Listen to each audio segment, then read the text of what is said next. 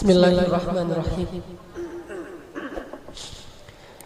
Assalamualaikum warahmatullahi wabarakatuh.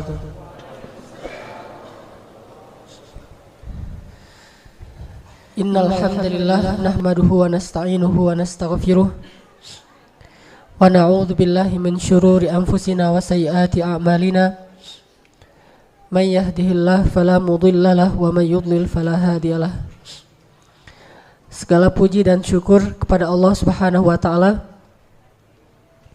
Kita bersyukur kepada Allah atas nikmat iman, Islam, dan mudah-mudahan juga termasuk di antara nikmat hijrah, taubat, dan bisa duduk dalam majelis ilmu yang mulia ini.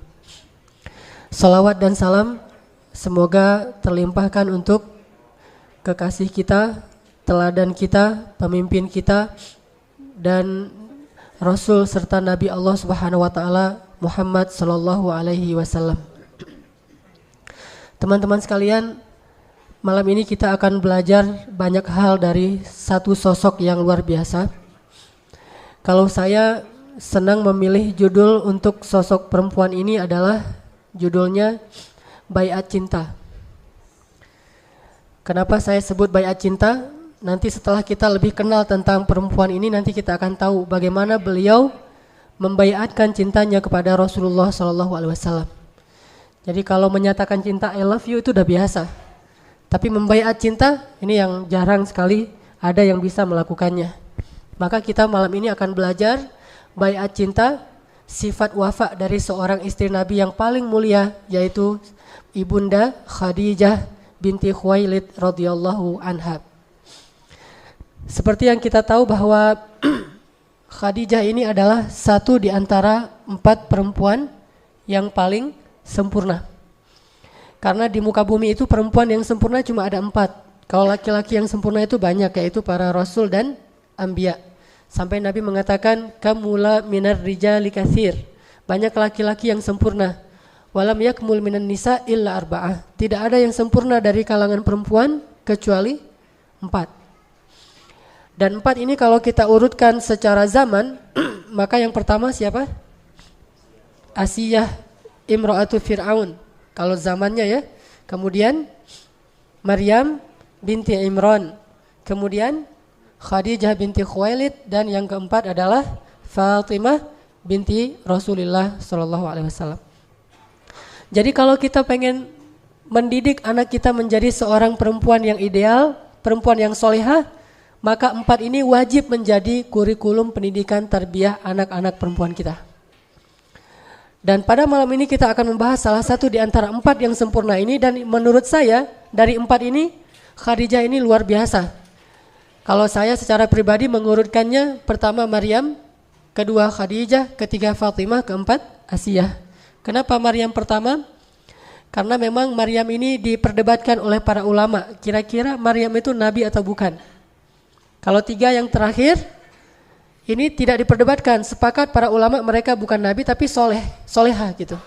Sedangkan Maryam, sebagian ulama mengatakan Maryam itu nabi, satu-satunya nabi dari kalangan perempuan. Tapi jumhur ulama mengatakan bukan nabi, orang soleh, tetapi sederajat dengan nabi. Ini artinya bahwa membahas tentang perempuan-perempuan 4 ini luar biasa. Enggak akan pernah habis teladan yang bisa kita ambil dari mereka semua. Bagaimana dengan Aisyah? Kenapa Aisyah tidak termasuk di antara 4 yang sempurna? Selain memang Aisyah punya keistimewaan tersendiri, tetapi nanti kita akan tahu jawabannya. Kenapa Aisyah tidak masuk bersama Khadijah di antara orang-orang yang sempurna? Walaupun Aisyah memiliki keistimewaan yang juga tidak kalah banyak. Bahkan termasuk salah satu perempuan yang paling dicintai Rasulullah SAW. Tapi sebelum kita membahas lebih lanjut tentang Khadijah, ayo kita coba tilawah dulu satu ayat firman Allah dalam urusan cinta. Nih yang jomblo-jomblo catat nih ayatnya nih, wajib hafal. Kalau yang udah nikah kan ayatnya, atau yang mau nikah kan ayatnya wa ja'ala bainakum mawaddatan warahmah, itu kan populer ya. Kalau yang misalnya ada niat yang the next, misalnya ya ayuhan nasu taqu rabbakumul ladzi khalaqakum, surat An-Nisa misalnya. Tapi kalau yang benar-benar pengen rasain cinta yang rahmat dari Allah, cinta yang luar biasa, Allah sendiri yang ngasih cinta itu dalam hati seseorang, kita bisa baca itu di dalam surat Maryam ayat 96. Di akhir surat Maryam. Coba kita buka mushaf surat Maryam ayat 96.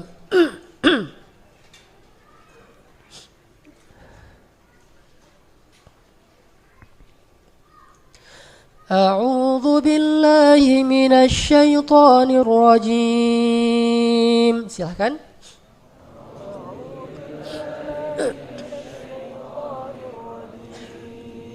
Bismillahirrahmanirrahim.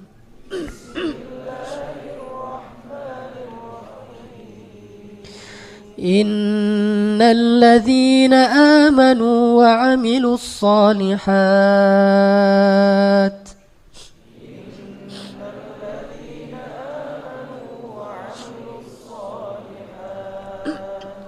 Innalladzina amanu wa 'amilus shalihati sayaj'alu lahumur rahmanu wudda.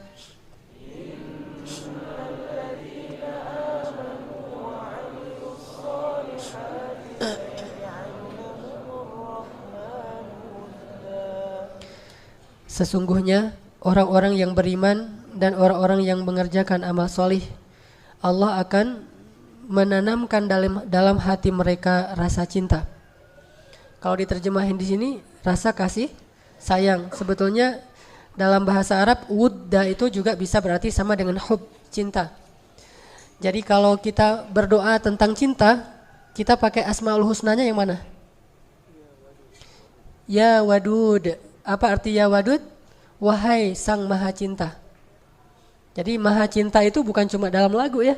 Asmaul Husna, salah satu di antara Asmaul Husna dari Allah adalah Wadud.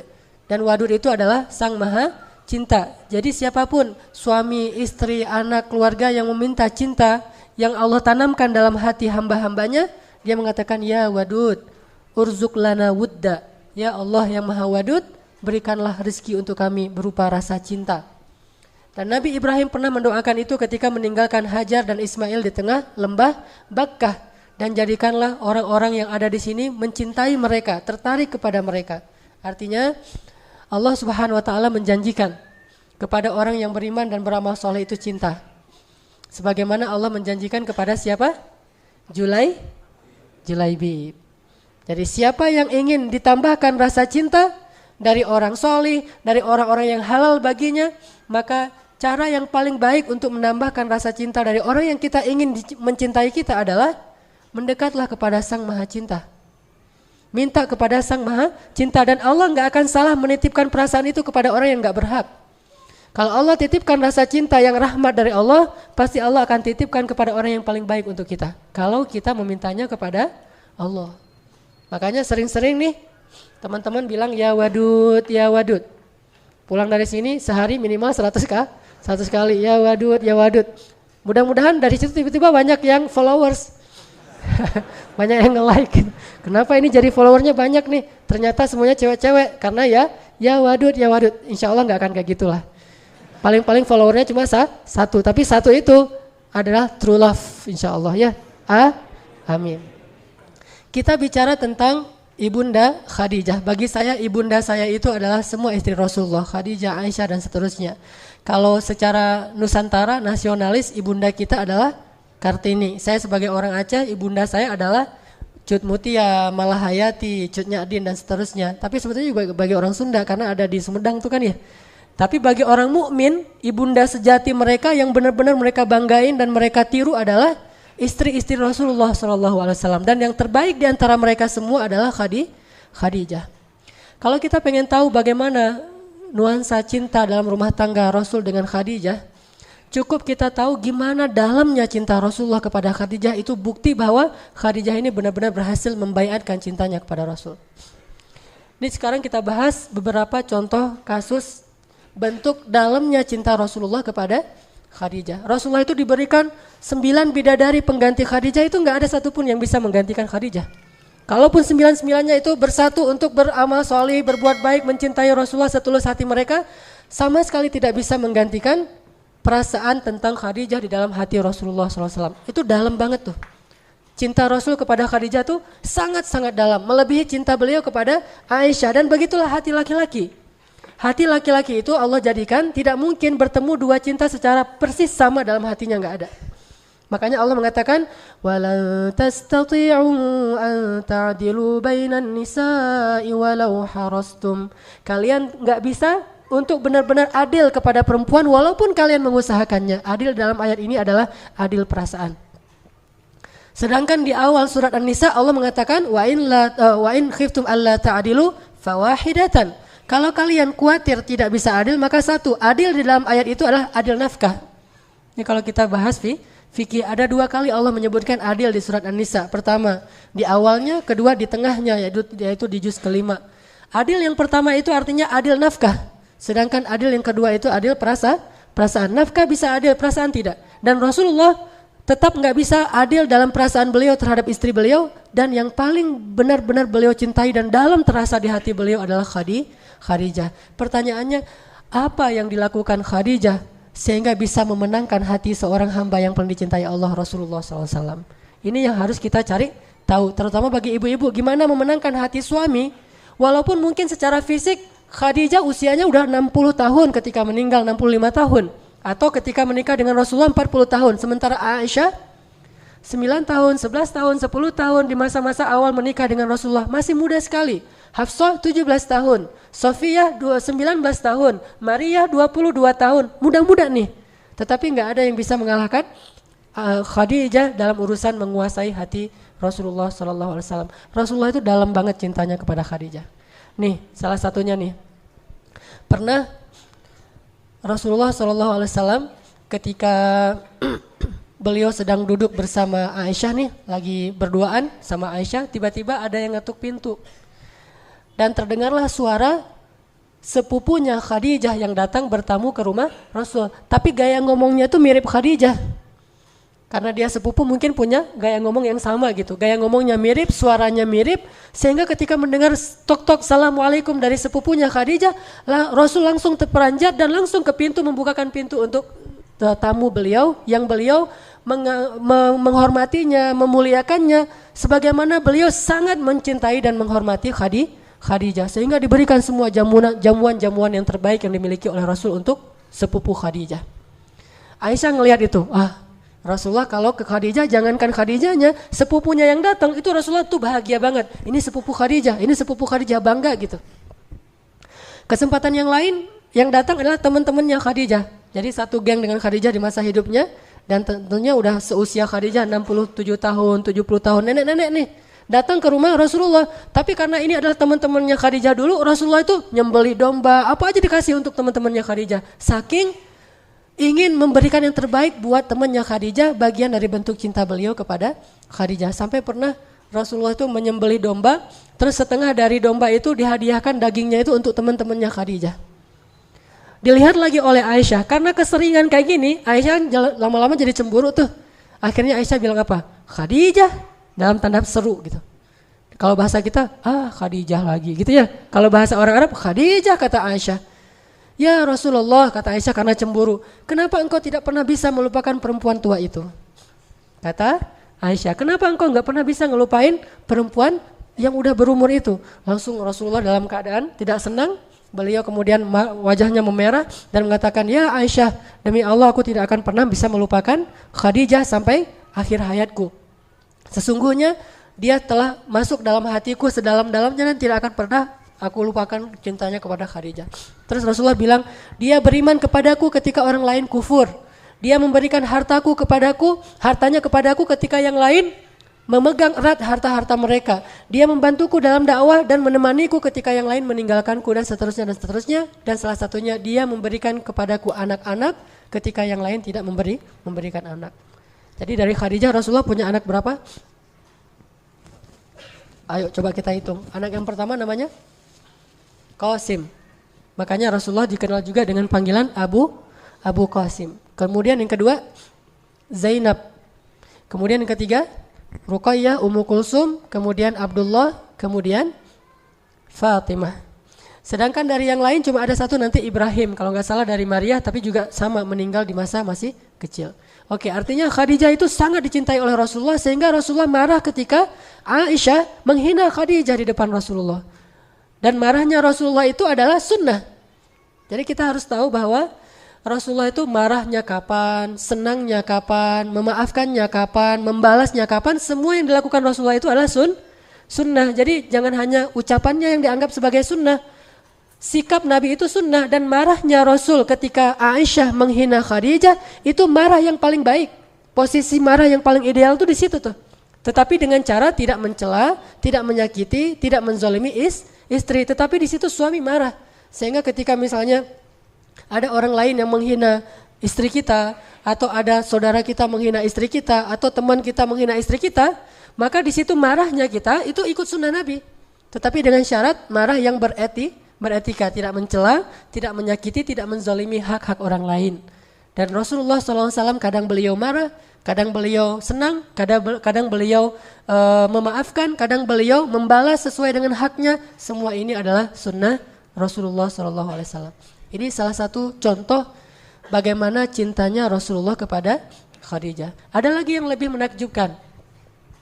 Ketika terjadi perang Badar. Perang Badar dimenangkan oleh siapa? Oleh kaum muslimin. Ternyata dalam perang Badar itu ada seorang menantu Rasul yang ikut berperang tapi di pihak musuh. Dia adalah suaminya Zainab. Jadi Zainab menikah, kemudian Rasulullah dapat wahyu berdakwah, tapi suami Zainab tidak mau ikut dakwahnya Rasulullah SAW. Jadi menantu beliau sendiri tidak mau beriman kepada Rasulullah SAW. Sehingga ketika Zainab hijrah ke Madinah, suaminya tidak ikut hijrah dan dia tinggal di Mekah. Terjadilah tahun kedua hijrah itu perang Badar, dan suaminya Zainab ikut dalam pasukan musuh, pasukannya Abu Jahal, berperang dalam perang Badar melawan Rasulullah. Lalu dia tertangkap, ditawan, sehingga ada dua pilihan, kalau nggak dibunuh maka ditebus. Itu hukuman bagi tawanan perang. Akhirnya karena Zainab gimana juga itu suaminya dia kasihan, walaupun mereka udah nggak bareng-bareng lagi. Akhirnya Zainab pun berpikir gimana cara menebus suaminya. Terfikirlah oleh dia untuk menebus suaminya dengan kalung pemberian ibunya Khadijah. Pemberian Khadijah. Datanglah Zainab kepada Rasulullah, kata Zainab, "Ya Rasulullah, saya ingin menebus suami saya." Zainab tidak bilang wahai ayah, tapi ya Rasulullah, supaya tidak ada nepotisme. "Ya Rasulullah, saya ingin menebus suami saya." Kata Rasulullah, "Dengan apa engkau akan menebusnya ya Zainab?" Tiba-tiba Zainab mengeluarkan kalung milik Khadijah kepada Rasulullah. Ketika Rasulullah ngelihat kalung itu di tangan Zainab, langsung Rasulullah menitikkan air mata. Langsung Rasulullah menunduk dan menangis karena sangat sedih melihat kalungnya Khadijah, dan beliau langsung teringat masa-masa ketika beliau bersama dengan Khadijah. Kayak gitu dalamnya cinta Rasulullah kepada Khadijah. Hanya dengan melihat kalungnya Khadijah, Rasulullah langsung bersedih. Dan bukan hanya bersedih, beliau khawatir kalau kalung ini dipakai untuk menebus suaminya Zainab, maka kalung ini nanti akan dilelang di antara kaum muslimin, dan beliau nggak rela kalungnya Khadijah dilelang. Coba bayangin, ibarat seorang suami yang cinta banget sama istrinya, lalu ketika istrinya sudah wafat, baju istrinya itu dia cium, karena aroma tubuh istrinya itu dia tahu banget kan ya, dan terasa masa-masa bersama dengan istrinya, itu semuanya berarti. Aroma tubuhnya, pakaiannya, kalungnya, apapun kebiasaannya, makanannya, piringnya, gelasnya, itu semuanya berarti karena cinta yang dalam dari Rasulullah kepada Khadijah. Sehingga ketika Zainab mengeluarkan kalung milik Khadijah, langsung Rasulullah menangis. Lalu setelah beliau menangis, beliau mengangkat kepalanya dan mengatakan kepada sahabatnya, "Relakah kalian jika kalian membebaskan menantuku tanpa harus menebusnya dengan gelang istriku?" Karena beliau nggak tega dan nggak punya apa-apa yang lain selain kalungnya Khadijah. "Relakah kalian jika dia ditebus tapi tidak dengan kalung istriku?" Akhirnya para sahabat memaafkan dan merelakan itu dan kembalikan kalung itu kepada Zainab.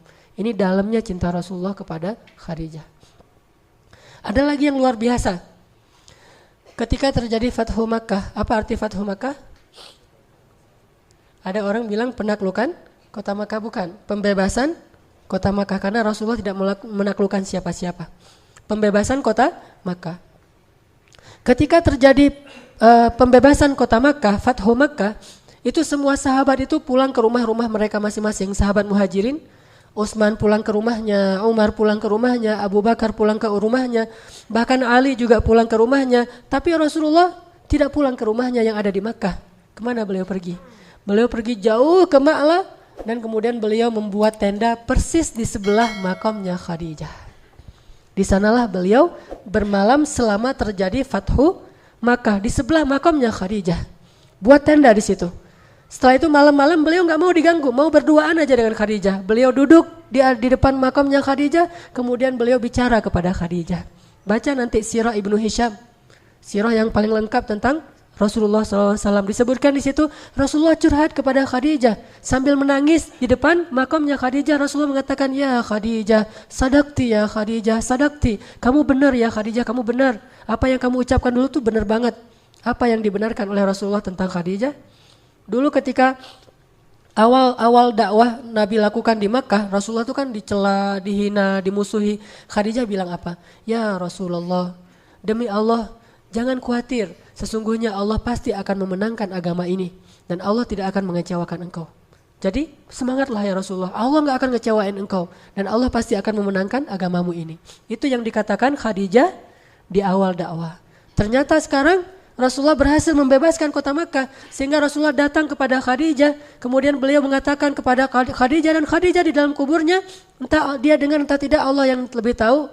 Rasulullah mengatakan, ya Khadijah, sadaqti ya Khadijah, sadaqti. Kamu benar banget wahai Khadijah, Allah telah menunaikan janjinya untuk memenangkan agama ini sebagaimana kata-katamu dulu.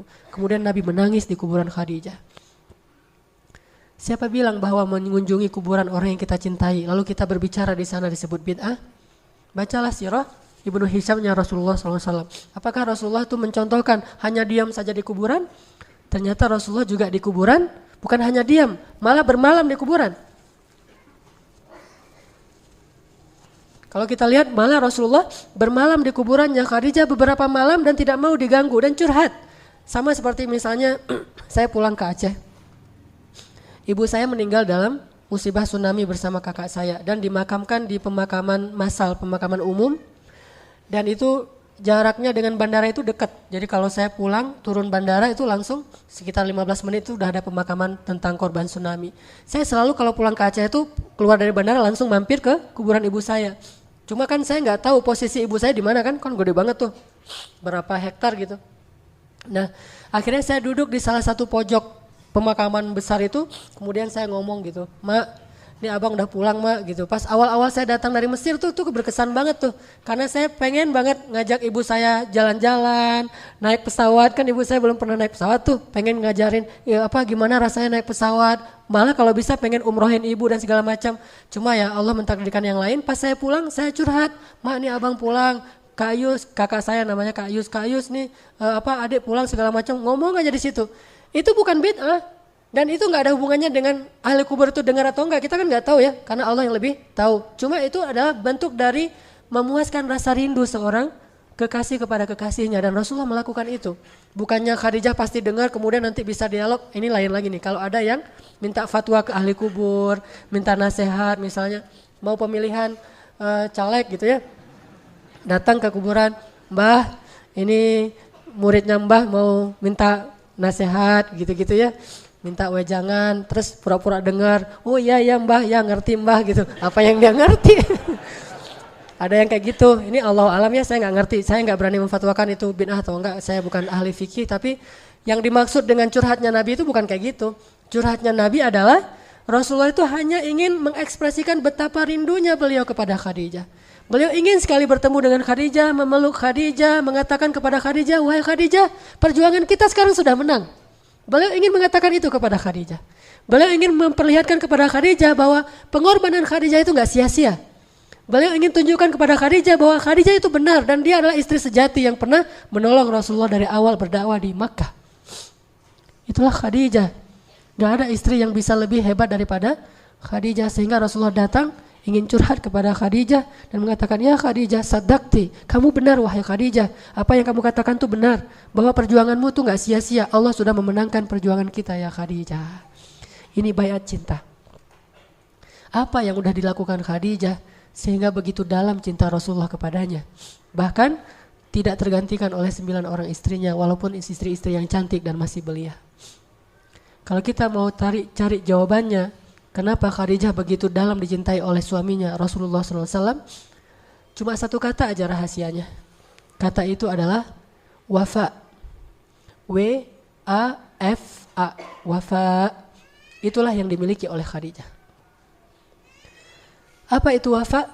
Wafa itu kalau saya terjemahin bebas, wafa itu artinya habis-habisan. Wafa itu habis-habisan.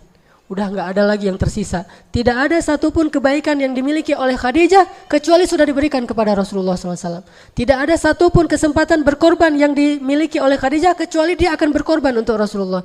Tidak ada seorang pun yang lebih didahulukan kebaikannya untuk Khadijah selain Rasulullah SAW. Wafa habis-habisan. Udah nggak ada lagi yang tersisa kebaikan Khadijah kecuali semuanya diberikan kepada Rasulullah. Wafa habis-habisan.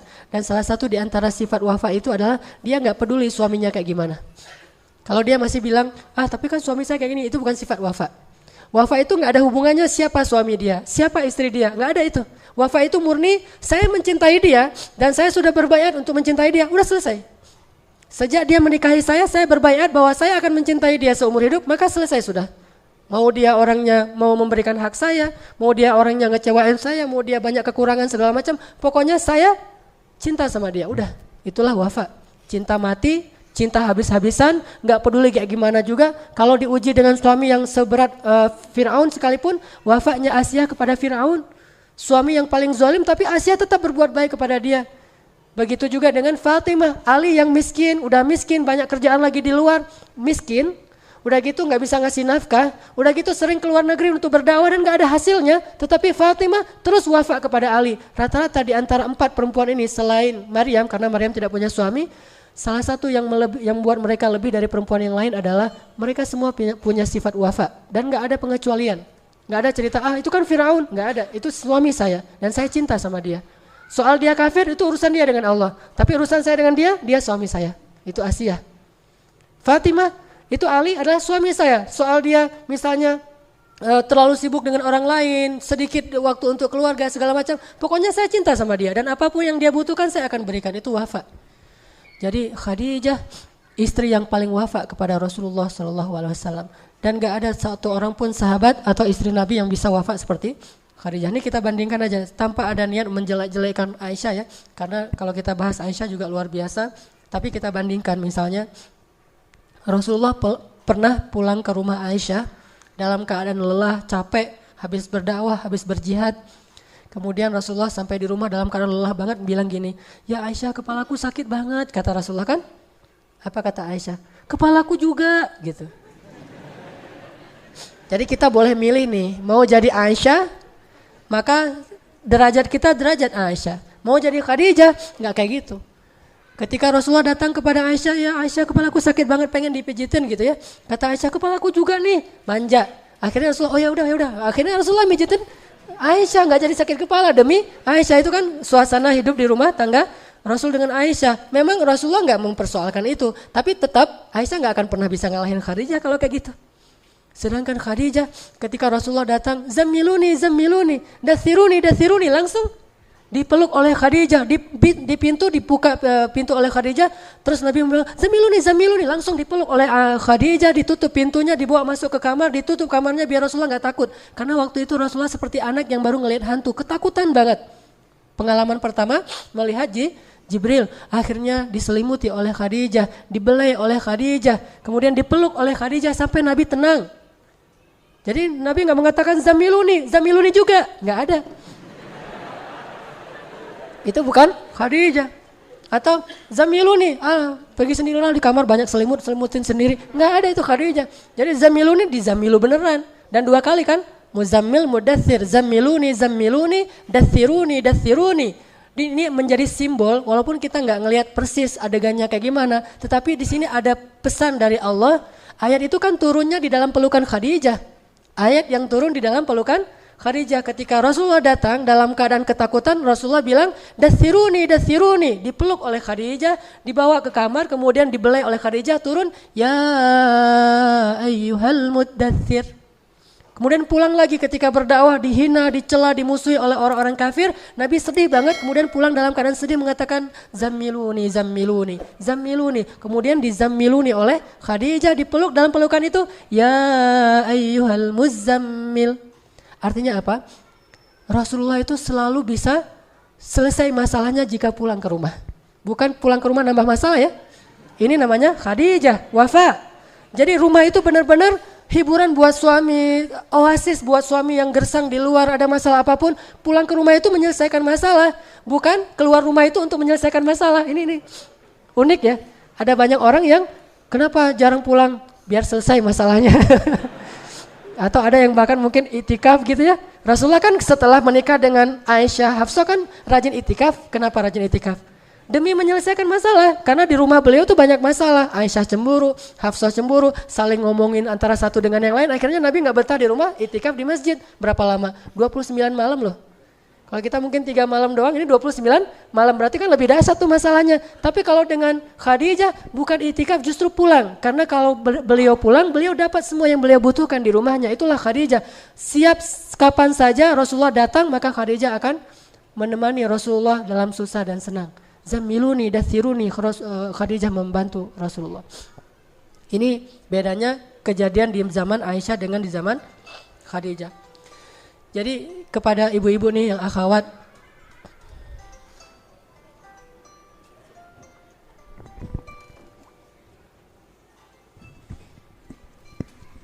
kepada para akhwat, ibu-ibu, kadang kita ditempatkan oleh Allah punya kesempatan menjadi Khadijah sebetulnya. Tapi kadang-kadang karena kita nggak kenal sosok Khadijah yang mulia ini, kita menyia-nyiakan kesempatan itu. Kita lebih sering memilih alasan untuk bisa menjadi Aisyah. Padahal Allah Subhanahu Wa Taala itu sayang banget sama Khadijah, cinta banget sama Khadijah, luar biasa. Dan Jibril itu juga sangat kagum kepada Khadijah. Berbeda dengan kagumnya Jibril kepada Aisyah. Kalau kita mau melihat Aisyah, jangan lihat yang tadi sakit kepalanya, tapi lihatlah gimana Aisyah romantis kepada Rasulullah. Tapi urusan wafa ambilnya dari Khadijah. Banyak kalau misalnya ibu-ibu anaknya lagi sibuk dengan dakwah, mulai sekarang rajin ke masjid, buat gerakan-gerakan dakwah. Ibu ini sedang diberi kesempatan oleh Allah untuk menjadi siapa?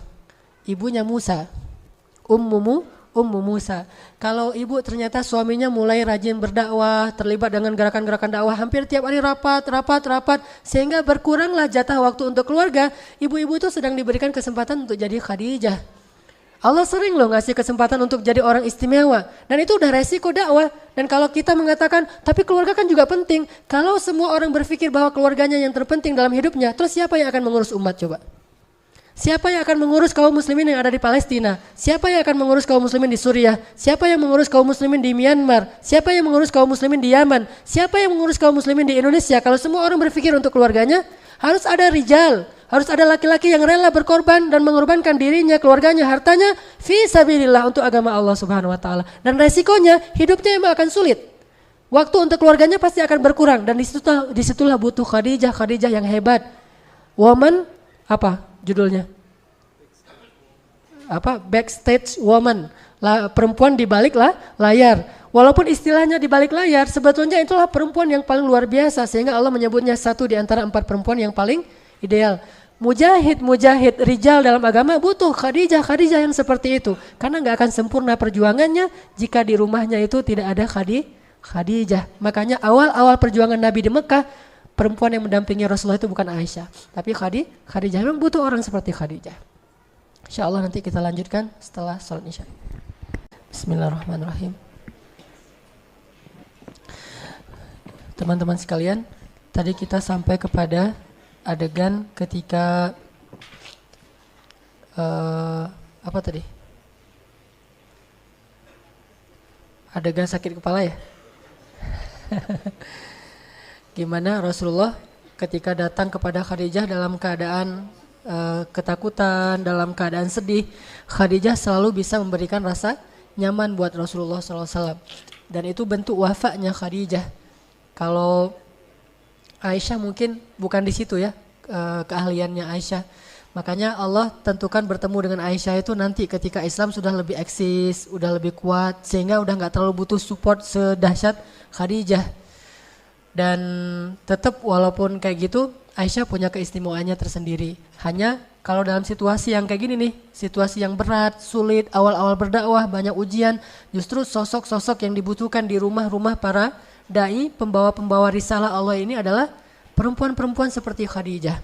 Jadi harusnya kita bangga ya ibu-ibu, nih yang akhwat, yang cewek-cewek nih, kalau misalnya nanti punya suami, profesinya itu kayak ditanya, Mas kerjanya apa? Berdakwah gitu. Itu harusnya bangga gitu, karena itu profesi paling mulia. Para nabi loh yang menggunakan profesi itu. Sehingga Allah nggak sembarangan ngasih profesi ini ke sembarang orang. Jadi kalau kita yang baru hijrah tiba-tiba Allah pilih menjadi salah satu pembawa bendera Allah, itu berarti Allah ngemuliain kita banget tuh.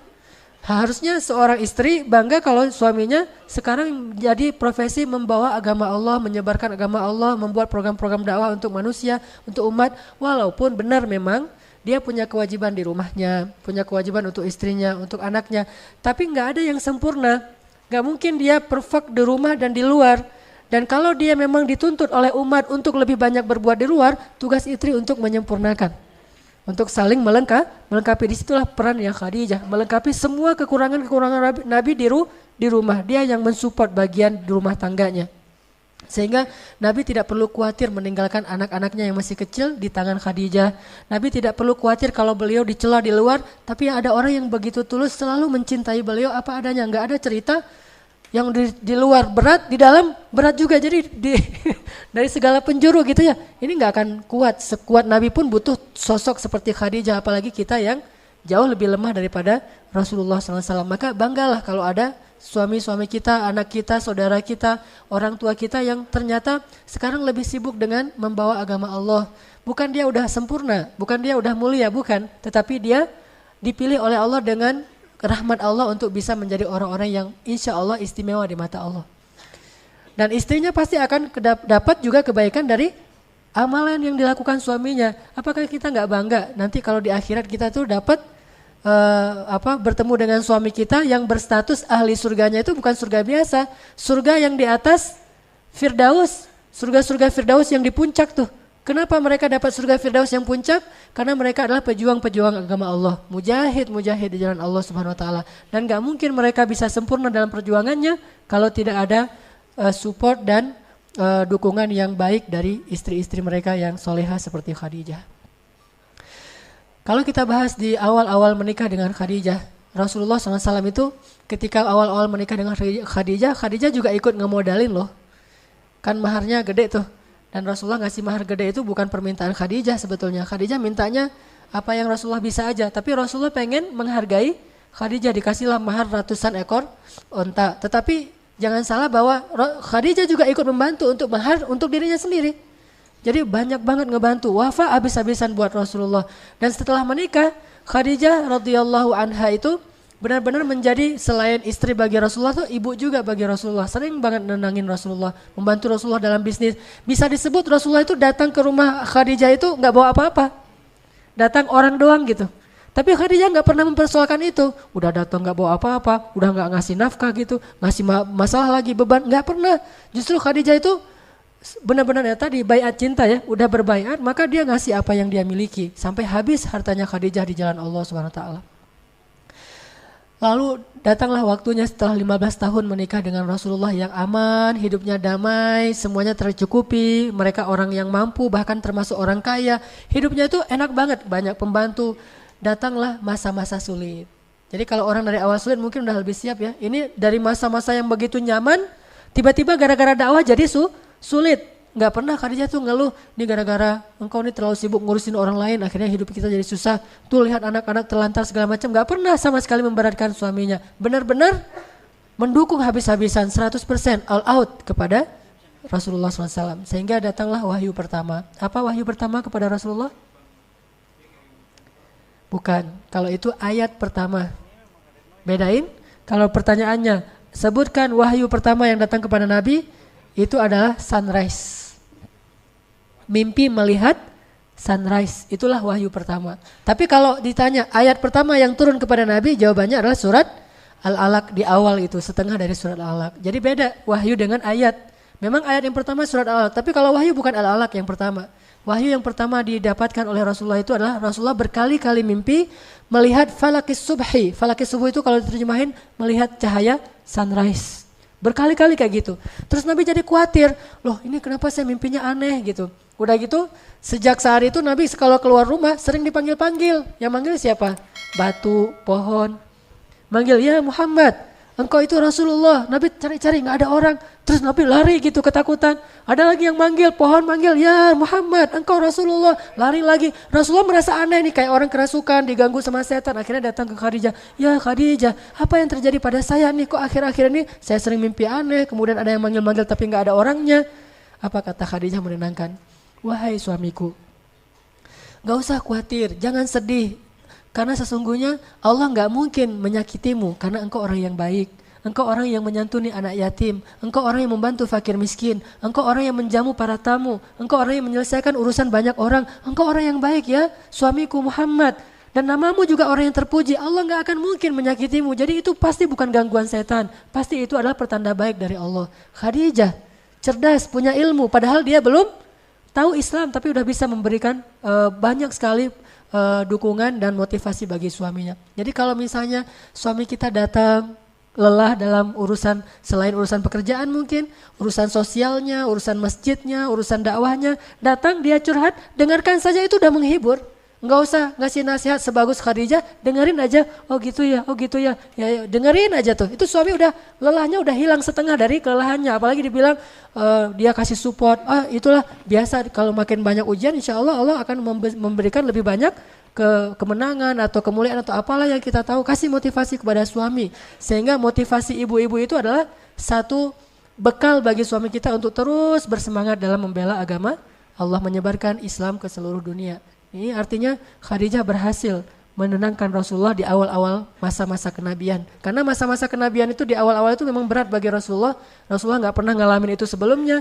Gak ada juga keluarganya yang ngalamin itu. Hanya dengar cerita-cerita Ismail. Tiba-tiba dipanggil sebagai titel Rasulullah. Gak dihina-hina sama istrinya. Gak ada bilang, Rasulullah. Ini urus dulu keluarga. Gak ada itu. Ya udah ini Rasulullah itu mulia gitu. Udah aja. Dipanggil dengan panggilan yang melabelkan dirinya kepada dakwah. Itu panggilan paling baik. Setelah panggilan Abdullah, dipanggil da'i, dipanggil ustaz, dipanggil alim, dipanggil apapun, mujahid, dipanggil rijal. Karena laki-laki itu sejatinya orang mukmin diciptakan oleh Allah itu bukan hanya untuk keluarganya.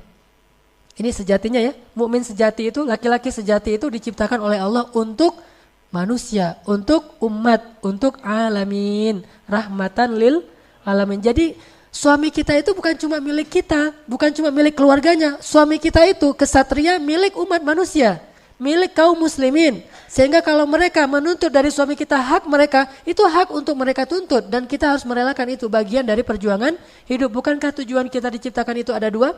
Satu, untuk beribadah kepada Allah. Yang kedua, untuk mengkhalifahkan amanah-amanah Allah di muka bumi, memakmurkan bumi. Itu tujuan laki-laki diciptakan. Kalau perempuan, tujuan diciptakan itu ada dua. Satu, untuk beribadah kepada Allah. Dua, dia adalah tulang rusuknya Adam, untuk memberikan kenyamanan di dalam dadanya Adam. Dan tujuannya adalah untuk memberikan kenyamanan bagi suaminya. Sehingga jangan hanya berpikir bahwa tujuan kita diciptakan hanya untuk ibadah, udah rajin ke masjid, udah selesai. Tetapi ada tujuan lain. Kita disuruh memakmurkan bumi, dan perannya adalah sebagai khalifah. Apa yang dilakukan? Menyebarkan agama Allah kepada orang-orang yang kita kenal sampai seluas-luasnya. Sehingga di situ butuh support dari istri yang sangat luar biasa. Akhirnya Khadijah bilang, ya Rasul, ya suamiku, ya Muhammad, engkau tidak akan disakiti oleh siapapun. Yakinlah itu. Kemudian Nabi tenang. Sejak saat itu Nabi mulai berpikir untuk menyendiri. Dari wahyu pertama Nabi bilang, ya Khadijah, boleh nggak kalau misalnya saya sekarang lebih banyak ke Gua Hira untuk bertafakur. Namanya tahanus. Ini siapa yang bunyi nih? Yang ini? Asus? Oh biarin. Rasulullah bilang ke Khadijah, ya Khadijah, boleh nggak kalau sekarang saya mungkin lebih banyak bertafakur di Gua Hira. Kata Khadijah, nggak apa-apa. Kenapa suamiku? Apa yang kau butuhkan? Saya butuh menyendiri, bertafakur apa yang terjadi dan apa yang harus saya lakukan. Akhirnya Khadijah buru-buru mempersiapkan bekal untuk suami. Bayangkan dukungan Khadijah. Disiapin roti, kemudian gandum, segala macam disiapin, bekal-bekal Rasulullah, selimut. Setelah dibekalin, akhirnya Rasulullah naik ke Gua Hira. Berapa lama? Berminggu-minggu di Gua Hira. Ngapain? Tahanus, tafakur. ini apa yang terjadi, bagaimana memperbaiki bangsa ini dan seterusnya. Itulah pemikiran seorang laki-laki. Dia mikirin solusi untuk umat, bukan cuma mikirin diri sendiri dan keluarga. Mikirin nih umat kita nih lagi krisis nih, banyak yang terzolimi, umat kita jauh dari agama. Terus gimana? Kalau bahasa teman-teman tabligh itu punya fikir gitu. Dia selalu punya fikir untuk umat, bukan cuma punya fikir untuk diri sendiri dan keluarganya. Nah inilah rijal, laki-laki sejati. Dan Khadijah mendukung, memberikan bekal, akhirnya naiklah ke Gua Hira. Kalau bahasa sekarang, Rasulullah terhandus ke Gua Hira itu bahasa sekarangnya tuh suami-suami kita tuh rajin ke taklim. Ngapain sih taklim seminggu sampai 3 kali gitu ya? Itu lagi tafakur, belajar dulu. Karena dengan belajar akhirnya dia bisa berbuat lebih untuk umatnya, untuk bangsanya, untuk negaranya, untuk kaum muslimin. Sehingga dia datang ke Gua Hira yang bernama Al-Latif misalnya. Kalau itu kan Gua Hira, ini Al-Latif Gua Hira-nya anak-anak muda Bandung, insya Allah ya. Jadi rajin ke Latif, ya dukungin aja, bahkan bekelin gitu. Kalau dia bilang, boleh nggak kalau misalnya malam ini sekalian qiyamul lail, jadi saya nggak langsung pulang. Oh nggak apa-apa, mau dibekelin apa nih? Mau dimasakin nasi goreng? Nah itu Khadijah banget tuh. Tapi kalau ya udah, kalau berita buruk gitu nggak usah kasih tahu. Jangan. Kasih support gitu, motivasi, semangat, bekelin. Kasih misalnya beliin sovel yang untuk biar nggak digigit nyamuk, terus apalagi gitu, selimut, bantal, Hello Kitty gitu, kasih aja semuanya ke suaminya biar suaminya nyaman gitu kan. Ini yang dirasakan oleh dai-dai yang punya istri Khadijah dan itu luar biasa loh. Dan saya bukan cuma ngomong ya, saya ngerasain gitu. Jadi kalau misalnya mau itikaf di Al-Latif, oh ya, langsung disiapin semuanya. Bukannya diminta dan mungkin kita juga nggak akan enak hati kan ya, disiapin segalanya. Udah biarin, siapin sendiri. Enggak, biarin aja, disiapin air segala macam, dibuatin. Kalau saya senang sebelum qiyam tuh minum rosella dulu, siapin rosella hangat segala macam. Ini Khadijah. Dan kita butuh istri yang seperti itu di rumah para mujahid. Kalau enggak akan ada yang bisa berjuang dengan istiqomah di jalan Allah Subhanahu wa taala. Tetap butuh wanita yang besar. Akhirnya Nabi naik ke Gua Hira. Berminggu-minggu habis bekalnya datang lagi cuma semalam doang di rumah. Besok berangkat lagi ke Gua Hira. Gak pernah Khadijah bilang ngapain sih lama-lama di sana. Udah aja di rumah. Tafakur kan bisa di kamar juga. Bisa sambil di atas sajadah segala macam. Gak ada tuh. Support aja. Suaminya datang, Khadijah bekalku habis. Disiapin lagi sama Khadijah. Naik lagi tuh. Berminggu-minggu datang lagi. Sampai setelah beberapa bulan. Di bulan Ramadan baru turun ayat pertama. Iqra bismi rabbikal ladzi khalaq. Sejak saat itu Nabi ketakutan turun dari Gua Hira, tiba-tiba Jibril lagi itu ya, pas Nabi keluar dari Gua Hira diinin sama Jibril, dipanggil sama Jibril, terus Jibril tuh mau menampakkan wujud aslinya di langit dunia itu. Semua langit itu penuh dengan wajah Jibril. Bayangin aja malaikat segede itu ngelongok gitu kan ya. Bumi cuma sekelereng kan bagi dia kan, bagi malaikat, terus ngelihat kayak gini tuh gimana tuh. Semua seantero cakrawala dilihat itu wajah Jibril, terus manggil lagi tuh. Ya Muhammad kan, wah suaranya tuh. Langsung Nabi ngelihat kemanapun ngelihat ada wajah Jibril. Terus kata Jibril, jangan lari ya Muhammad, jangan lari. Aku Jibril, kamu Rasulullah, lagi kenalan. Cuma cara kenalannya gitu amat ya. Jibril lagi kenalan, aku ini Jibril ya Muhammad, kamu itu Rasulullah. Rasulullah lari, bahkan bayangin aja Gua Hira itu kan curam banget tuh. Turun nggak usah lari, jalan aja susah. Gimana turunnya lari, coba gimana ngebayangin tuh. Saya nggak bisa kebayang pas saya umroh ngelihat Gua Hira kayak gini curamnya, terus Nabi turun lari karena disamperin Jibril pengen kenalan. Itu kayak gimana tuh turunnya, luar biasa, nggak ada rem kan, turun sampai ngos-ngosan di rumah, ketok pintu langsung tadi dipeluk sama Khadijah. Khadijah nenangin. Setelah Rasulullah bangun istirahat, Khadijah tanya, ya suamiku ada apa?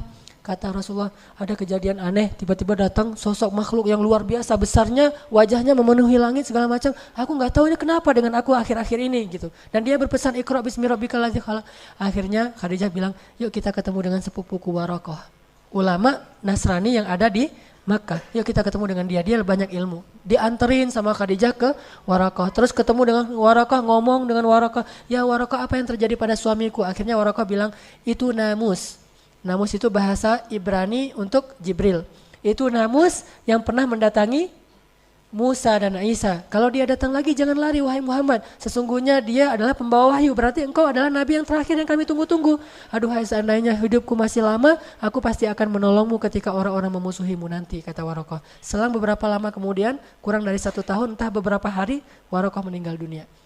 Khadijah makin yakin kan kalau suaminya adalah utusan Allah, bahagia banget Khadijah, mendukung banget. Tapi dia tahu resiko kayak yang disampaikan Khadijah oleh Waraqah. Apa kata Waraqah diam-diam kepada Khadijah? Ya Khadijah, suamimu itu akan mendapatkan banyak sekali masalah, maka beradalah terus di sisinya. Kata Khadijah, saya menjadi fida itu tebusan gitu. Kalau ada apa-apa saya duluan yang akan ngadapin. Ya Waraqah, saya akan membantu suami saya hidup dan mati. Ini baiat cintanya Khadijah. Tahu resiko jadi seorang nabi.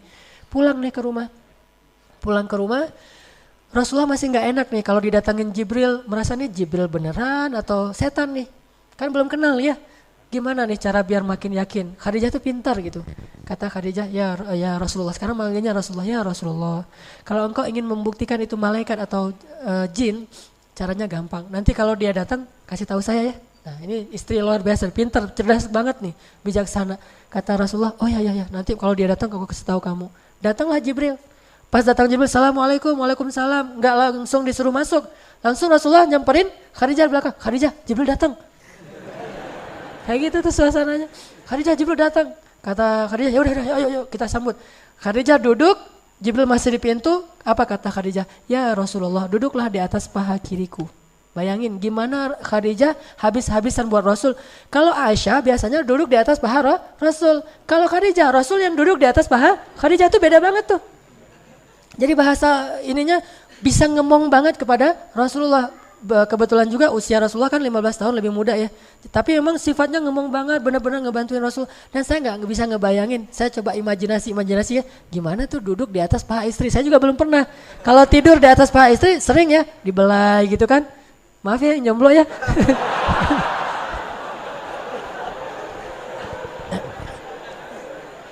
Pulang dari Al-Latif, udah ngomong dua sesi taklim, sesi tarbiyah, capek banget pulang, mau tidur di atas paha istri dibelah-belah gitu, tuh enak banget loh. Tiba-tiba bangun udah azan subuh kan luar biasa tuh. Rasulullah duduk di atas paha Khadijah, di atas paha kirinya. Khadijah bilang duduklah di atas paha kiriku ya Rasulullah. Rasulullah duduk, kemudian Khadijah nanya, apakah engkau masih bisa ngelihat Jibril? Kata Rasulullah masih bisa ya Khadijah, kalau gitu coba pindah ke paha kanan. Ini dalam hadisnya kayak gitu. Akhirnya Nabi pindah lagi ke paha kanannya Khadijah, dipeluk sama Khadijah. Masih ngelihat nggak Jibrilnya? Masih. Kalau gitu coba ke belakang saya. Rasulullah ke belakang meluk Khadijah dari belakang, kan keren banget tuh ya.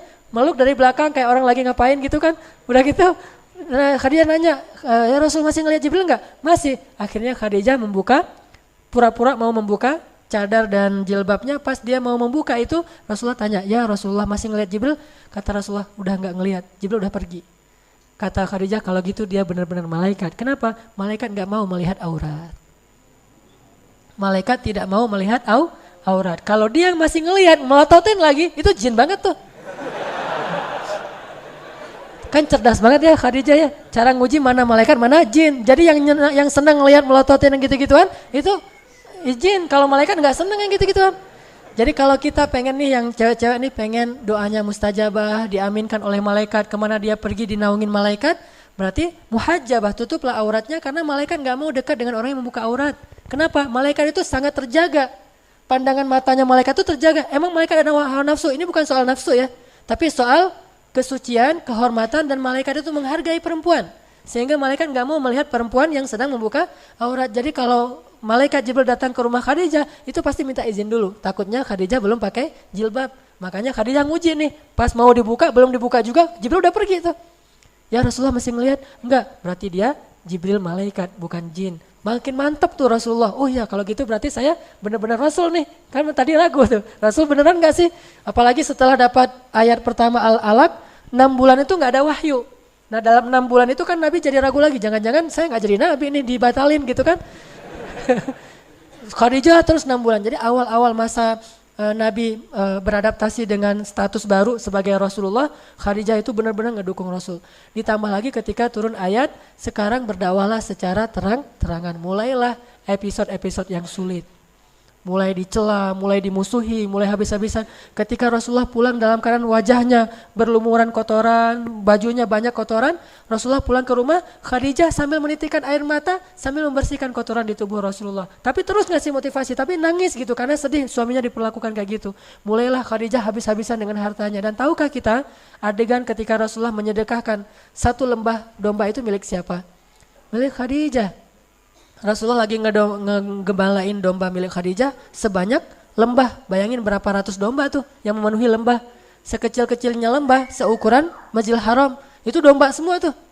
Udah gitu datanglah seorang laki-laki Badui mengatakan, ya Muhammad banyak banget tuh domba kamu. Kata Rasulullah, kamu mau gitu? Hah, gimana caranya? Bilanglah asyhadu alla ilaha illallah wa anna muhammadur rasulullah. Aku kasih domba ini seluruhnya untuk kamu. Masa sih? Ya iyalah, masa nggak bisa? Terus kata dia, bisa beneran? Beneran. Akhirnya dia bersyahadat, dia ucapkan syahadatain, langsung Rasulullah mengatakan, ini semuanya milik kamu. Dia pulang sambil bersiul membawa domba satu lembah, bayangin. Terus dia bilang ke kaum-kaumnya, ternyata masuk Islam tuh enak ya, dikasih domba selembah, ayo kita masuk Islam. Rame-rame datang lagi tuh. Rasulullah pulang sendiri. Tadi datangnya bawa domba, pulangnya sendiri. Ketika pulang sendiri tanya Khadijah, ya Rasulullah kok pulang sendiri? Domba-dombanya kemana? Saya serahkan untuk Allah, yaitu saya sedekahkan agar orang masuk Islam. Khadijah bahagia banget. Ya udah besok kita siapin lagi. Oh luar biasa nih. Domba selembah habis, besok disiapin lagi. Siapa istri yang bisa kayak gini? Susah banget kan ya? Itulah wafa, hartanya habis fi sabilillah. Kalau kita bicara tentang kedermawanan Abu Bakar, itu kan laki-lakinya. Kita jarang ngebahas perempuannya, nggak seimbang, nggak adil padahal. Harusnya kita sebutkan juga bahwa ada perempuan yang sedermawanan Abu Bakar, bahkan lebih dari Abu Bakar, yaitu Khadijah itu luar biasa. Yang membeli budak-budak di Makkah itu bukan cuma Abu Bakar, Khadijah juga beli. Kemudian dibebaskan dengan harga yang satu orang budak itu harga paling murahnya 700 juta. Kira-kira berapa miliar habis uang Khadijah. Jadi udah Nabi datang nggak pakai modal, udah gitu bawa masalah, terus Khadijah habis-habisan nggak ngeluh sama sekali. Dan yang paling membuat saya merasa sedih itu adalah ketika Rasulullah SAW itu imbas dari dakwah beliau itu sampai kepada anak-anak beliau yang perempuan, putri-putrinya. Saya nggak bisa ngebayangin tuh kalau putri saya diperlakukan kayak gitu gara-gara dakwah saya. Itu luar biasa. Siapa putrinya yang diperlakukan kayak gitu? Ruqayyah dan Ummu Kulsum. Ruqayyah dan Ummu Kulsum dinikahkan dengan putranya Abu Lahab, berarti sepupuan ya. Nikah dengan sepupunya. Abu Lahab gak beriman kepada Rasulullah. Sehingga gara-gara Abu Lahab benci sama Rasulullah, apalagi setelah berdakwah, Abu Lahab menyuruh anak-anaknya untuk menceraikan istri mereka, yaitu anak Rasulullah.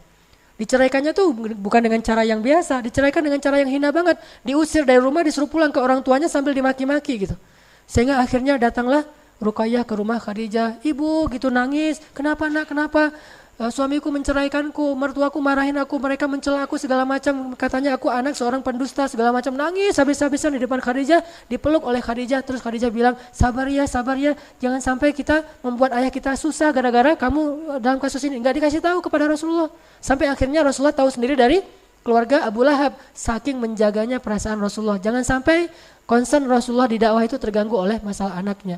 Bukan justru bilang ke Rasulullah, lihat tuh anak kita tuh jadi imbas gara-gara kerjaan kamu. Enggak, justru disuruh sabar anaknya, jangan ngeluh ya, kita harus dukung ayah kita gitu. Terus aja. Enggak lama kemudian hari kedua datang lagi Ummu Kulsum, sama juga statusnya, dicerai oleh suaminya, nangis-nangis. Khadijah menghibur lagi, sama sekali enggak menyalahkan suaminya Rasulullah yang sedang berdakwah. Sampai akhirnya saking sedihnya Rasulullah anaknya diperlakukan kayak gitu, Nabi berdoa, ya Allah utuslah serigalamu untuk anak-anaknya Abu Lahab. Itu sekali-kalinya Nabi berdoa itu dalam bentuk doa yang buruk. Dan itu terjadi. Akhirnya anak Abu Lahab itu matinya gimana? Dimakan serigala dalam satu perjalanan. Saking sedihnya Rasulullah ketika anaknya diperlakukan kayak gitu. Dan Rasulullah itu sering tersentuh kalau urusan perempuan. Kalau ada perempuan yang dizalimi, Rasulullah itu marah banget. Termasuk kenapa Rasulullah membunuh satu Bani Quraidah orang Yahudi, karena melecehkan seorang perempuan. Roknya diikat dengan tali, kemudian pas dia jalan kesikap auratnya sehingga dia malu. Lalu ketika dia malu disorakin rame-rame. Lalu ada laki-laki muslim yang membela dia, dibunuh sama pemuda Yahudi. Akhirnya Rasulullah marah udah. Kalau udah main perempuan, Rasulullah tuh marah besar. Akhirnya mereka dikepung, gak mau menyerahkan pembunuhnya, dan mereka pun diperangi. Sekitar 300 orang laki-laki Yahudi kemudian dibunuh oleh Rasulullah SAW. Gara-gara gak mau menyerahkan para pembunuh laki-laki tadi dan yang telah melecehkan perempuan Islam. Artinya bahwa Rasulullah tuh sedih banget ketika anaknya digituin. Terjadi lagi nanti pemboikotan terhadap Rasulullah selama 3 tahun. Nah ketika Rasulullah diboikot selama 3 tahun, Khadijah menemani Rasulullah. Dan sampai Khadijah habis hartanya membiayai berapa orang? Ada lebih dari 1.000 orang kaum muslimin Bani Hashim yang diboikot, siang malam ditanggung oleh Abu Bakar dan Khadijah, 2 orang ini. Sampai Abu Bakar jatuh miskin, sampai Khadijah jatuh miskin. Bayangin, ngebayarin pengungsi selama 3 tahun. Kan luar biasa tuh, pengungsinya banyak, setiap hari butuh air dan air mahal di Mekah itu. Mereka bayar air aja udah habis uangnya, kayak kita beli aqua setiap hari tuh lama-lama untuk satu masjid aja kayak gini nih, sekitar 500 orang. Kalau setiap hari itikaf di masjid kan lumayan tuh kan ya biayanya. Yang nanggung cuma 2 orang, satu ikhwan, satu akhwat. Selama 3 tahun coba bayangin kayak gimana tuh butuhnya. Nyembeli onta, selimut, orang-orang yang sakit segala macam, semuanya dibiayai oleh Khadijah dan Abu Bakar. Sampai setelah selesai pemboikotan 3 tahun Khadijah wafat karena Khadijah sakit keras. Ada adegan yang mengharukan di situ. Dalam keadaan sakit keras, dalam keadaan meriang gitu, Khadijah masih mempersiapkan makanan untuk Rasulullah SAW. Nggak ada sama sekali istirahatnya. Dari sejak menikah, apalagi sejak berdakwah, itu nggak ada istirahatnya. Sampai Nabi bilang, Khadijah istirahat. Apa Khadijah? Ya Rasulullah, kata Khadijah, istirahat kita nanti di akhirat.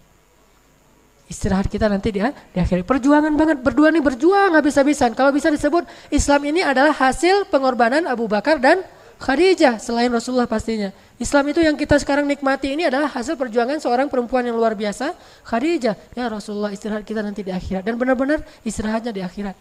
Gak ada istirahatnya, sakit pun meriang. Dan itu bukan sakit biasa, sakit menjelang wafat.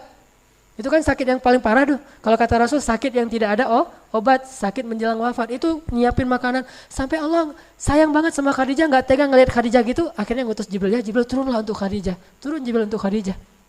Apa kata Jibril? Assalamualaikum ya Rasulullah. Rasulullah baru datang, kata Jibril, ya Rasulullah, tolong nanti kalau Khadijah datang bawa makanan, bilang ke Khadijah, Allah menitipkan salam untuk Khadijah. Allah sendiri yang nitipin salam buat Khadijah. Dan Jibril juga nitipin salamnya. Jangan lupa ya, Jibril nitipin salam tuh untuk Khadijah. Saking kagumnya Jibril kepada Khadijah, dia pengen nama dia juga disebutin. Jibril juga nitipin salam kepada Khadijah. Ya wahai Jibril. Kemudian Jibril pergi, datanglah Khadijah membawa makanan itu sambil gemetar gitu karena udah mau meninggal, udah sakit banget. Ditaruh di depan Rasulullah sambil tersenyum. Ya Rasulullah, makan Rasulullah, ada apa lagi? Terus melayani Rasulullah wafat. Udah gitu Rasulullah mengatakan, ya Khadijah, baru aja Jibril pulang. Ada apa ya Rasulullah? Kata Jibril, Allah menitipkan salam untukmu. Tahukah kita apa maknanya? Kalau Allah udah nitipin salam, itu tandanya dia mau kembali kepada Allah. Itu pertanda Allah udah kangen banget sama Khadijah dan pengen segera mengambil Khadijah ke sisinya. Allah nitipin salam kepadamu ya Khadijah. Jibril juga menitipkan salam. Langsung Khadijah menangis.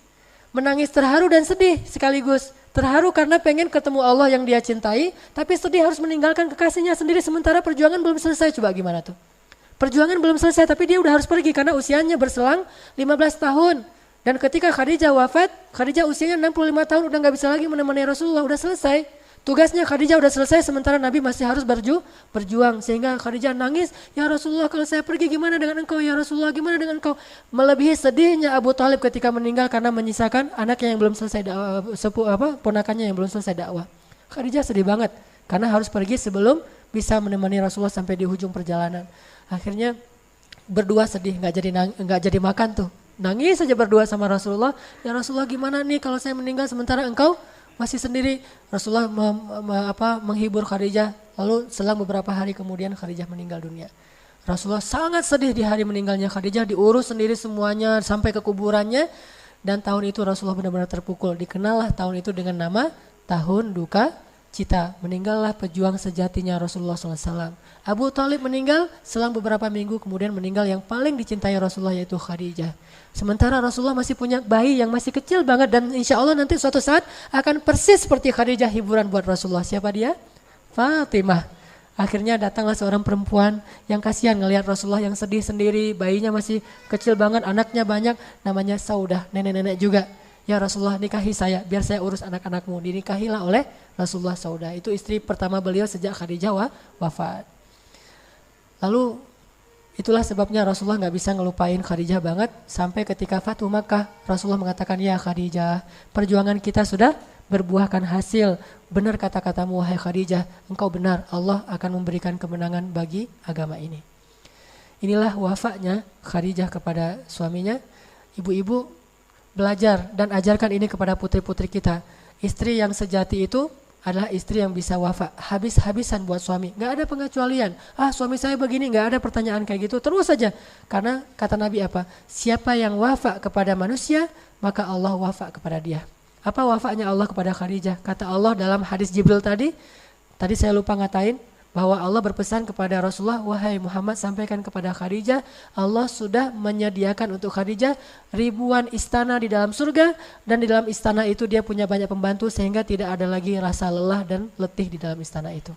Khadijah selama ini udah letih selama 10 tahun menemani Rasulullah, sekarang sudah tidak ada lagi letih. Seperti kata Khadijah, ya Rasulullah, istirahat kita nanti di akhirat.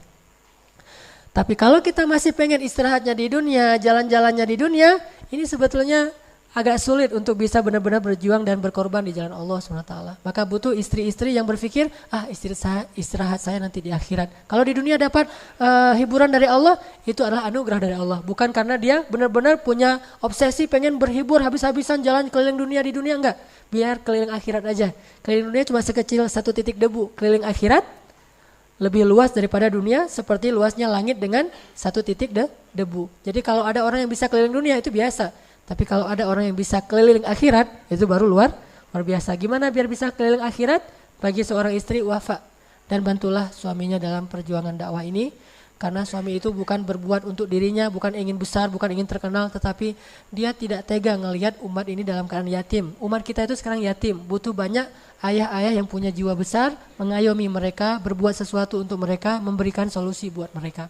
Dan itulah rijal, laki-laki yang insya Allah ada di Masjid Al-Latif insya Allah. Dan perempuan-perempuan di balik laki-laki itu yang hebat adalah Khadijah yang sekarang lagi ada di Masjid Al-Latif. Amin ya Bu ya, belajar dari Khadijah. Mudah-mudahan bermanfaat. Mohon maaf kalau ada kalimat yang salah atau tidak pantas. Mari kita tutup halaqah ilmu ini dengan sama-sama berdoa. Kita berharap Allah Subhanahu wa taala menghadiahkan kita dengan cinta dari orang-orang yang terdekat. Suami dapat cinta dari istrinya, istri dapat cinta dari suaminya, orang tua dapat cinta dari anaknya, anak dapat cinta dari orang tuanya, dan seterusnya cinta-cinta yang dianugerahi dan diberkahi Allah. A'udzu billahi minasy syaithanir rajim. Bismillahirrahmanirrahim. Alhamdulillahi rabbil alamin. Hamdan yuwafi ni'amahu wa yukafi'u mazidah.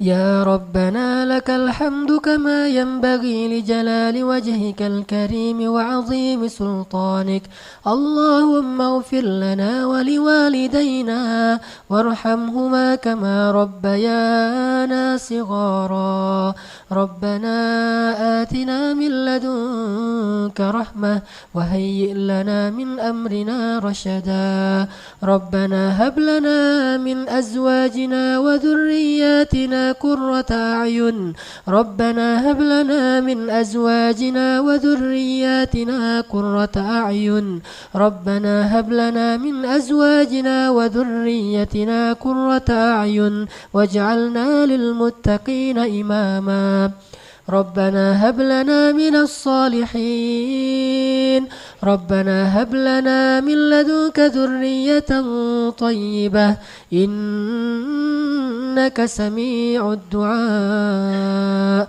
ربنا اجعلنا مقيم الصلاة ومن ذرياتنا ربنا وتقبل دعاء اللهم انصر الإسلام والمسلمين اللهم انصر المسلمين في كل مكان اللهم انصر المجاهدين في سبيلك يا الله اللهم وحد صفوفهم وسدد رميهم واشفي جرحاهم وارحم شهداءهم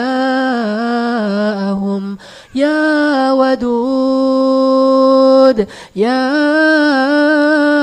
ودود يا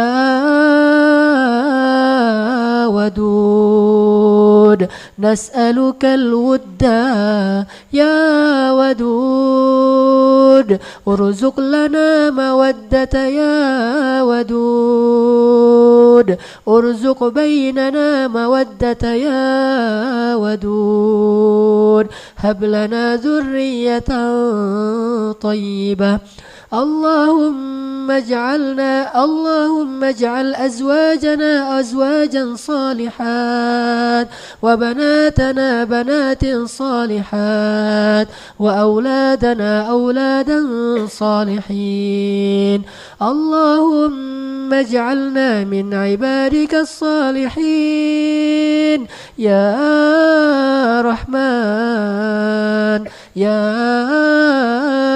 أرحم الراحمين.